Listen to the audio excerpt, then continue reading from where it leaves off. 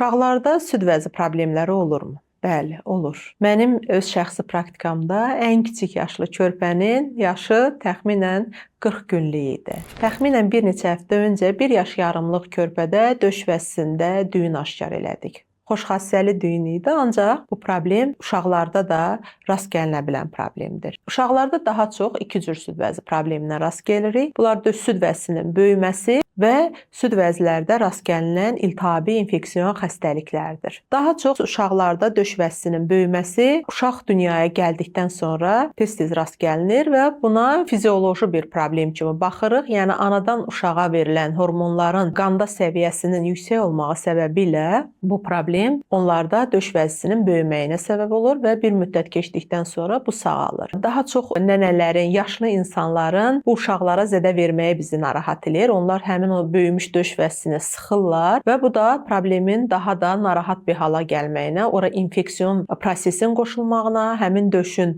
qızarıb, şişib və daha da şiddətli ağrı verməyinə səbəb olur. Ona görə də döş vəzisi böyümüş körpələrin döş vəzilərini sıxmağı qəti şəkildə sizə tövsiyə etmirəm. Digər hal isə süd vəzinin infeksion iltihabi xəstəlikləridir. Bunlar süd vəziyə iltihabi prosesin, infeksion prosesin daxil olması nəticəsində immun sisteminin zəifləməsi nəticəsində yaranır. Təəssüflər olsun ki, uşaqlarda da süd vəzi xərçənginə rast gəlirik. Çox nadir hallar da olsa da bu problem olur. Ona görə də əgər övladınızın süd vəzisi böyüyübsə, bununla bağlı olaraq həkimə müraciət eləməyiniz və onun konsultasiyasını alıb həkim nəzarətində olmağı sizə tövsiyə edirəm.